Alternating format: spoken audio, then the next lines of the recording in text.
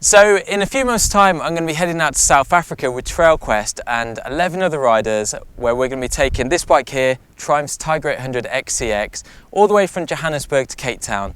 And excitingly, most of the route is going to be off-road. But before we go, I need to get a bit of training in the bag. So I come to Trailquest today, and this man here, CEO Richard Jeans, is going to tell me a bit more about what I need to do to prepare for the trip. So what kind of training have you got in store for me today, Richard? Well, what we're going to do is go right back to basics. So we're going to start off with just getting you used to riding this bike. We're going to concentrate on slow speed handling to get you confident with that. We're then going to move the bike onto some of the more simple trails to get you a feel for the bike and how it can move around and cope with damp and wet patches. We'll then progress onto some deeper ruts and look at how we can ride those safely and effectively.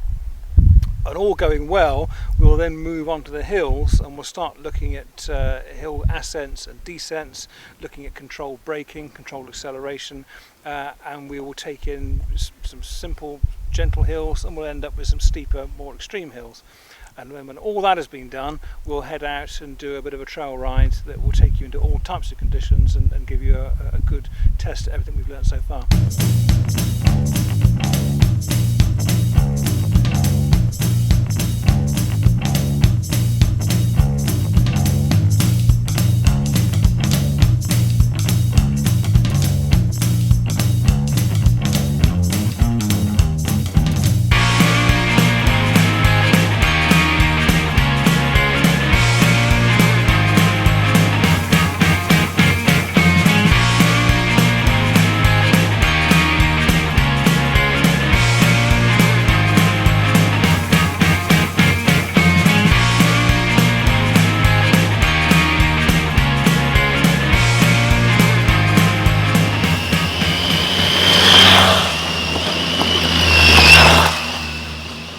So that's the day over. It's been really great fun. We covered so many different aspects of adventure motorcycling. We started off with slow speed manoeuvring, which, to be honest, Richard, I struggled with a little bit. You know, that was a lot harder than I thought it was going to be. But you're not the only one. I mean, we find consistently that is something which people are not very good at. You know, it's just not really a skill that they cover. Apart from when they do their bike tests, they very rarely do it again. And then there's the added factor that you're off-road as well, so the ground is not flat necessarily, or it's not grippy particularly. Wet grass and wet mud makes it that little bit more difficult. I was quite surprised at how much the importance of just the clutch. I didn't need to use my brakes. I didn't need to use anything else other than just the clutch and to moderate speed.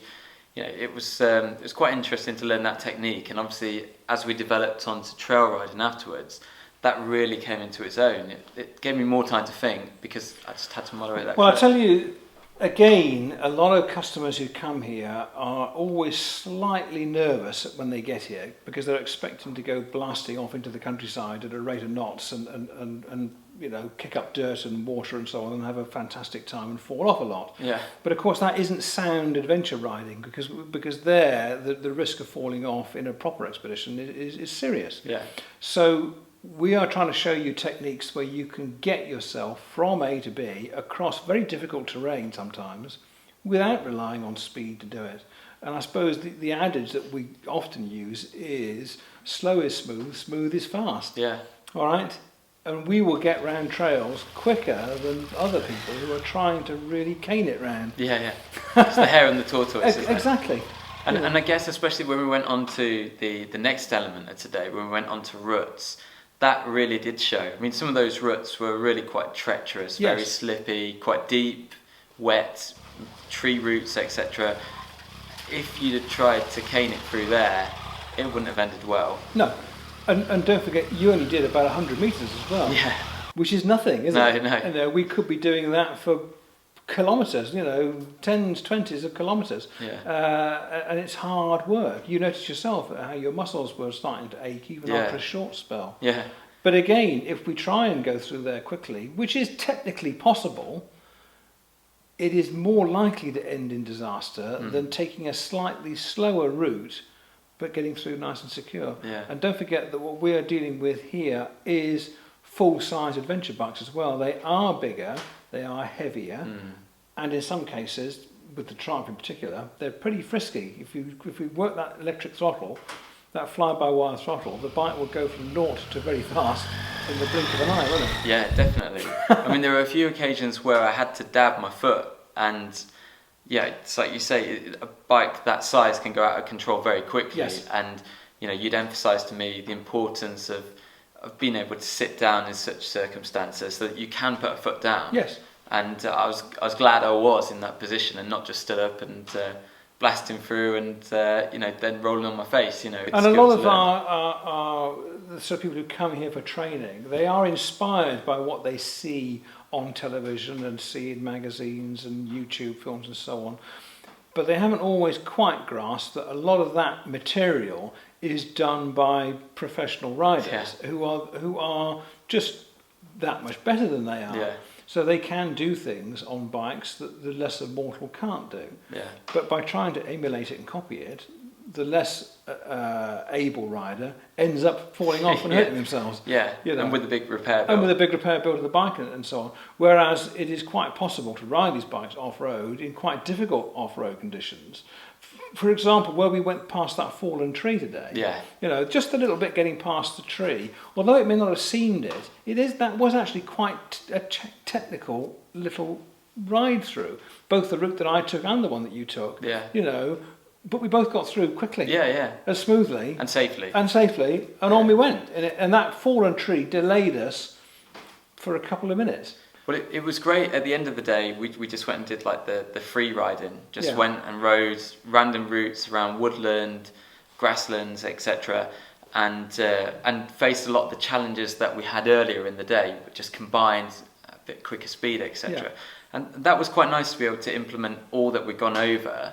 It felt, you know, the perfect end to the day really, because I've come away with more confidence. You know, I've been able to use those skills which you taught me in the morning as well, the first half of the day.